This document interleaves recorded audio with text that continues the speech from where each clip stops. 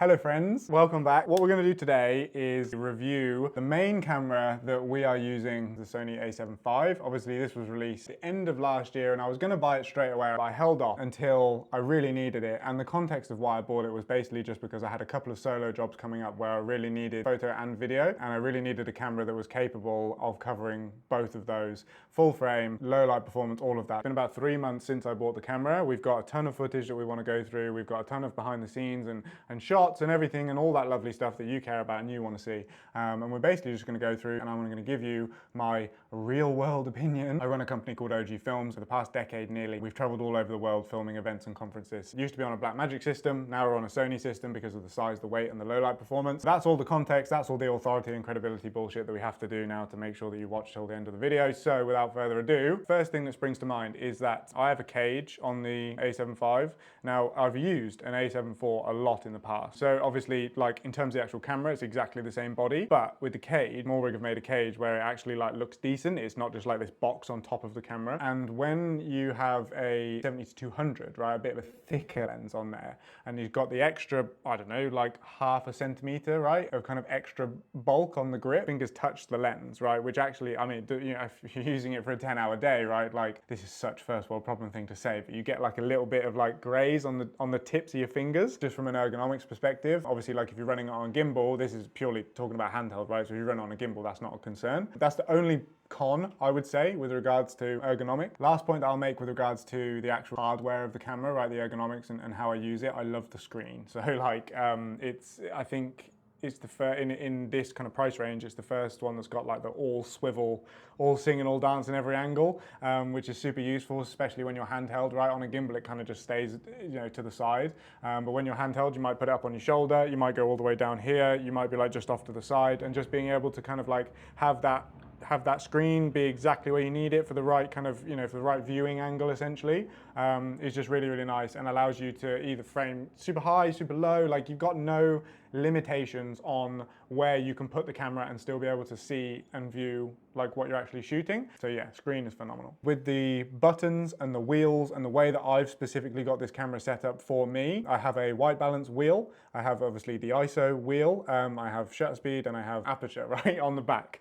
I also have configured the custom buttons, and there's a lot of them on here. There's like 3 or 4 custom buttons and I've configured it exactly how I want it. Like for example, the one over on the left hand side of the camera, I'm not sure if it's C1, C2, C3, I think it's C3. I've got that set to audio record levels. So like, you know, where your microphone plugs into the side, it just makes sense to have audio record levels just there. I've also got one that holds the focus, right? So really important with Sony cameras, like the autofocus is great, but sometimes it likes to jump. I mean, it's not really sure where you want it to be. So you just set the tracking and then you hold that button and it just holds the focus exactly where you need it. That's fantastic as well. So from an ergonomics, from a design, from a weight, like it's super lightweight as a camera, feels great. And if you take the cage off, like it feels so small. Like I think that, I don't know, if you put like a little 25mm, 35mm pancake lens on that camera as well, you could easily have that as a travel camera without the cage and stuff like that. So ergonomics wise, I would probably rate it a 7.2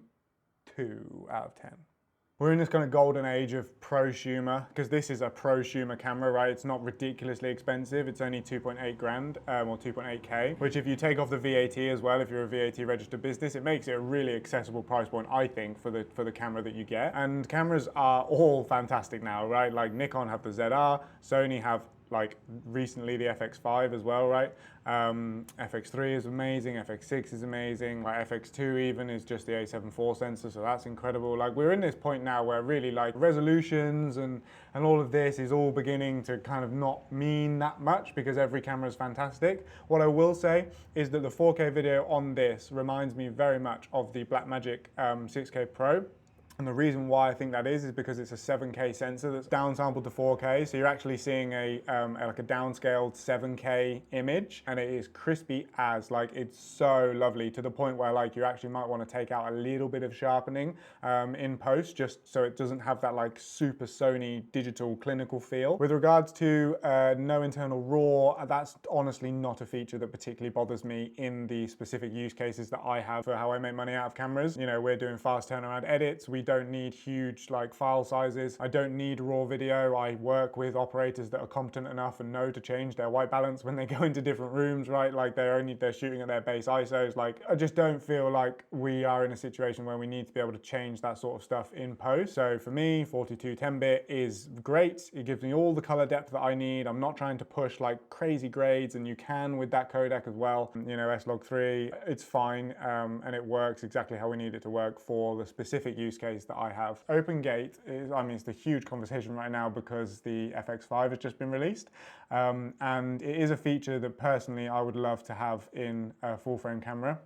Purely because nowadays we are kind of in the world of social media. All of our work just goes online, right? Like it's, you know, horizontal for web, but most of the time, like if we're putting it on LinkedIn for primarily B2B events, right, is kind of where our content for the most part gets distributed, and we're either going 4x5, 16x9, or 9x16, or 1x1. When you're shooting in a 16x9 aspect ratio and you know that it's going to get cropped vertically, you're kind of like, you have 2 or 3 options really. You shoot for the horizontal and then the vertical kind of looks a bit naff. You shoot for the vertical and the horizontal looks a bit naff, or you go in the middle and they both kind of look naff, right? So my preference is always to make the horizontal look as good as it possibly can, but I think if we had something that had a little bit, you know, 3x2 rather than 16x9, it would be really, really useful, and that would be something that, I mean, I'm really interested. That's kind of the main reason why I'm interested in the FX5, right? I know that a lot of people don't care for it, but for our specific use case, again, that's something that does interest me for sure. Generally, like the only thing I wish it could do is open gate.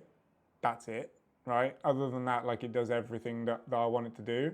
The main reason, like I mentioned at the start of the video, for buying this camera was because I had a couple of solo jobs coming up, some like small ticket solo jobs that needed hybrid, right? So it was photo and video at the same time. And I don't know if you've ever shot photos on an FX3, but it's just not that good. Like it looks okay, but it's not the best. And like obviously, like if you want to push in or you want to reframe or you want to crop and kind of get creative with the images in the edit or whatever, like they're fine. 33 megapixels versus 12 megapixels from a photo perspective is a massive difference. Obviously being full frame, the photos look great. For the most part, we're shooting 24 to 70 and 70-200. That's the typical lenses that we use. So yeah, for our specific use case, and the reason why I love this camera so much is because it has got the capability to do both. And for the specific use case in video, it does everything that I want it to do.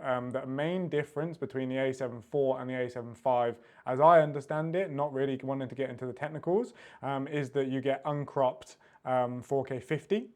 So on the A7 IV, when you punched into S&Q and did 50 frame slow-mo footage, that would crop to like 1.2 or 1.5 times. So it essentially turned it into a Super 35 sensor, which just negates all of the benefits of having a full frame, right? And obviously, like for the most part, I think if you're going S&Q, the likely use case is that you're on a gimbal trying to get like establishers, and with a 24 to 70, like 24mm at full frames is plenty wide enough for logo, signage, establishers, big wides, all that sort of stuff. But when you had the A7 IV and you punched in, it was like, it turned it into kind of like a 40mm lens, and it's like, that's just a bit tight, right? It's fine if you go into 70 and you want to do like nice gimbal stuff, but yeah, that's kind of generally the two kind of biggest drivers for me.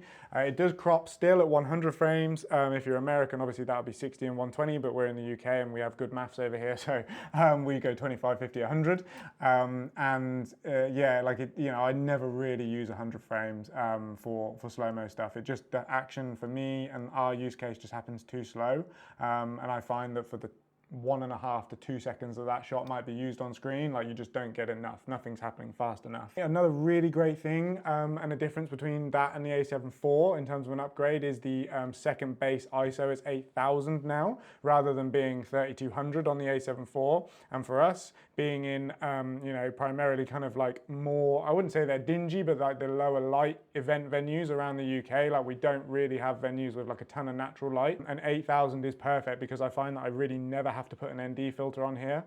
Using an FX3, you go to 12.8 and then you ND down, and that always just feels like why are we doing this? Like, you know, we were essentially like raising the noise floor significantly to then bring it back down with putting another thing in front of the lens and the sensor, right?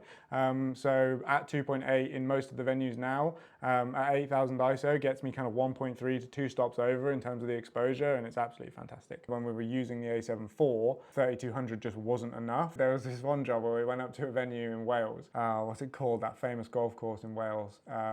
And maybe Josh will put it on screen, who knows. We went into this like evening dinner and it was so dark. Like it was so dark, so yellow. Think like old English style, like loads of like orange and red wood and like, you know what, chandeliers with stupid dark bulbs in them and stuff. And like it looked great to be there as a person, but from 3200, like it was just super dark and the footage came out real mushy because of the amount of noise reduction we had to put on it, just to make it like look kind of clean and usable. That's the features that I love about the camera. That's why I bought it. That's kind of the main use cases that I see for having a camera like this. So with regards to kind of where I feel like this camera sits, and essentially the question is also kind of like, should you buy it? The reason why I bought this camera specifically, being Sony, is because everything that we use is Sony. We are on that system, right? We've got a network of freelancers that also use Sony. Like I'm kind of in this ecosystem now, which, you know, love it or hate it, it kind of just is what it is, right? Like I'm not going to switch camera brands just because like I've got all of the right lenses. Like everything is fitted out to be,